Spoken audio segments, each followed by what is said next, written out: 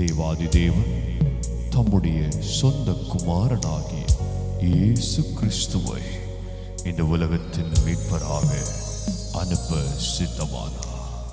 இஸ்ரவேல் தேசத்தில் நாசரேத் ஊரில் கன்னி மரியாளுக்கும் யோசேப்புக்கும் திருமணம் நிச்சயிக்கப்பட்டது. ஒரு நாள் இரவு மரியாள் நித்திரை செய்து கொண்டிருக்கையில் தேவதூதன் சொப்பனத்தில் தோன்றி, கிருபை பெற்றவளே வாழ்க, கர்த்தர் உன்னுடனே இருக்கிறார், ஸ்திரீகளுக்குள்ளே நீ ஆசீர்வதிக்கப்பட்டவள். மரியாளே பயப்படாதே, நீ தேவனிடத்தில் கிருபை பெற்றாய். இதோ நீ கர்ப்பவதியாகி ஒரு குமாரனை பெறுவாய், அவருக்கு இயேசு என்று பெயரிடுவாயாக. அவர் பெரியவராயிருப்பார், உன்னதமானவரின் குமாரன் எனப்படுவார். கர்த்தராகிய தேவன் அவருடைய பிதாவாகிய தாவீதின் சிங்காசனத்தை அவருக்கு கொடுப்பார். அவர் யாக்கோபின் குடும்பத்தாரை என்றென்றைக்கும் அரசாளுவார், அவருடைய ராஜ்யத்துக்கு முடிவிராது. இது எப்படி ஆகும்? நான் புருஷனை அறியேனே. பரிசுத்த ஆவி உன்மேல் வரும், உன்னதமானவரின் பலன் உன்மேல் நிழலிடும். ஆதலால் உன்னிடத்திலிருந்து பிறக்கும் பரிசுத்தமுள்ளது தேவனுடைய குமாரன் எனப்படும். இதோ நான் ஆண்டவருக்கு அடிமை, உம்முடைய வார்த்தையின்படி எனக்கு ஆக கடவுது. தனக்கு நியமிக்கப்பட்ட மரியாள் கர்ப்பவதியாய் இருப்பதை யோசேப்பு அறிந்தான். ஆனால் யோசேப்பு நீதிமானாய் இருந்து அவளை அவமானப்படுத்த மனதில்லாமல் இரகசியமாய் அவளை தள்ளிவிட யோசனையாய் இருந்தான். அன்று இரவு தேவதூதன் யோசேப்புக்கு சொப்பனத்தில் தோன்றி, தாவீதின் குமாரனாகிய யோசேப்பே, உன் மனைவியாகிய மரியாளை சேர்த்துக்கொள்ள ஐயப்படாதே. அவளிடத்தில் உற்பத்தியாயிருக்கிறது பரிசுத்த ஆவியினால் உண்டானது. அவள் ஒரு குமாரனை பெறுவாள், அவருக்கு இயேசு என்று பெயரிடுவாயாக. ஏனெனில் அவர் தமது ஜனங்களின் பாவங்களை நீக்கி அவர்களை இரட்சிப்பார்.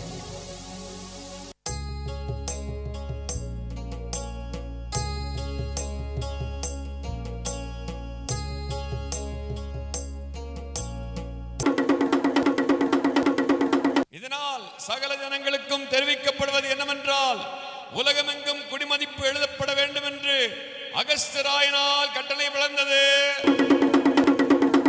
எனவே அவரவர் தங்கள் தங்கள் ஊருக்கு சென்று குடிமதிப்பு எழுதும்படி கேட்டுக்கொள்ளப்படுகிறது.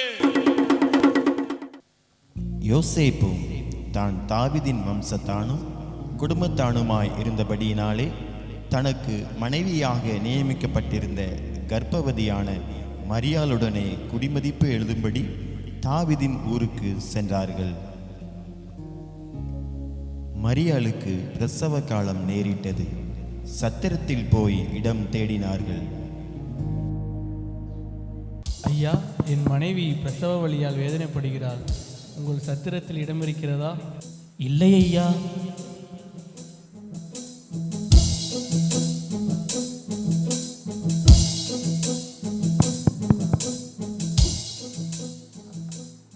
ஐயா, என் மனைவிக்கு பிரசவ காலம் நேரிட்டது, உங்கள் சத்திரத்தில் இடம் இருக்கிறதா?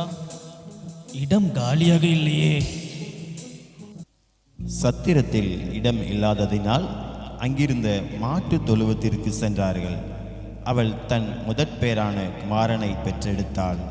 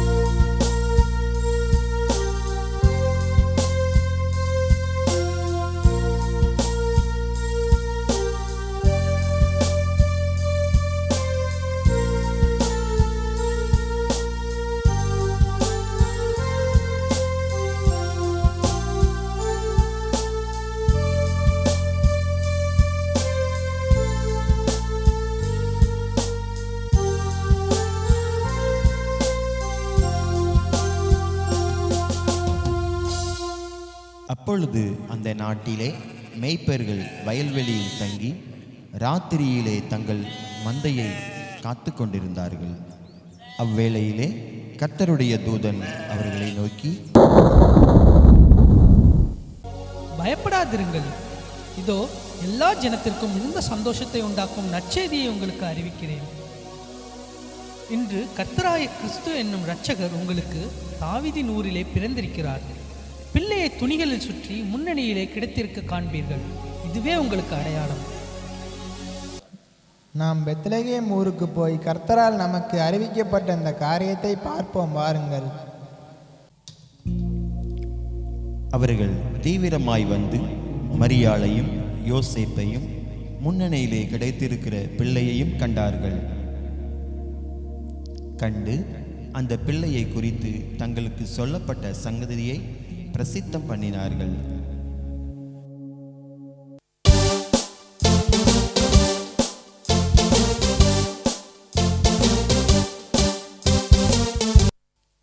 பெத்லகேமிலே இயேசு பிறந்த பொழுது கிழக்கிலிருந்து சாஸ்திரிகள் அக்குழந்தையை குறித்து விசாரிக்க எருசலேமில் உள்ள ஏரோது ராஜாவின் அரண்மனைக்கு வருகிறார்கள்.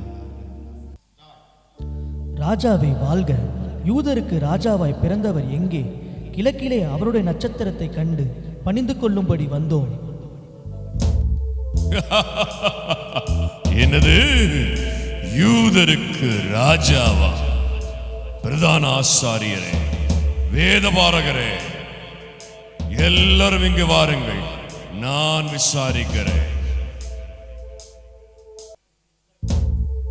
கிறிஸ்துவானவர் எங்கே பிறப்பார் என்று எழுதியிருக்கிறது, பார்த்து சொல்லுங்கள் எனக்கு. யூதயா தேசத்தில் உள்ள பெத்லகேமில் பிறப்பார் என்று எழுதியிருக்கிறது மன்னா.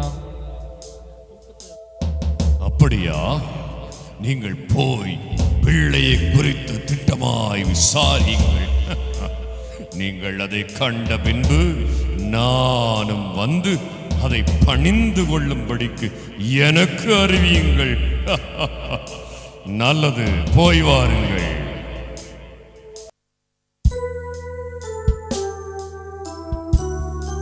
பிள்ளையை காண சாஸ்திரிகள் செல்கிறார்கள். அவர்கள் கிழக்கிலே கண்ட நட்சத்திரம் பிள்ளை இருக்கும் இடம் வரைக்கும் அவர்களுக்கு முன் சென்றது. அவர்கள் அந்த வீட்டுக்குள் பிரவேசித்து பிள்ளையையும் அதன் தாயாகிய மரியாளையும் கண்டு சாஷ்டாங்கமாய் விழுந்து அதை பணிந்து கொண்டு தங்கள் பொக்கிஷங்களை திறந்து பொன்னையும் தூபவர்க்கத்தையும் வெள்ளை போலத்தையும் அதற்கு காணிக்கையாக வைத்தார்கள்.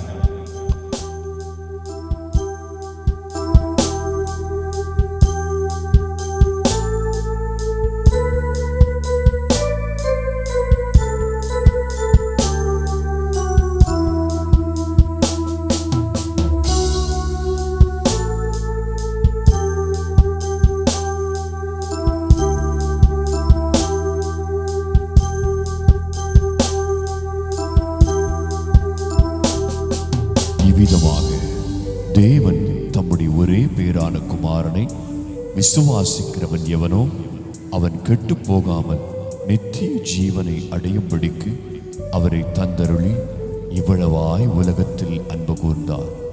அருமை தேவனுடைய பிள்ளைகளே, இந்த அருமையான காட்சியை கண்டு இன்புறுவது மாத்திரமல்ல, உங்கள் வாழ்க்கையை மாற்ற வந்த கர்த்தராகிய இயேசு கிறிஸ்துவுக்கு உங்கள் வாழ்க்கையை அர்ப்பணியுங்கள். அவரே உங்கள் வாழ்க்கையை ஆசீர்வதித்து நித்திய ஜீவனை உங்களுக்கு அருளிச் செய்வார்.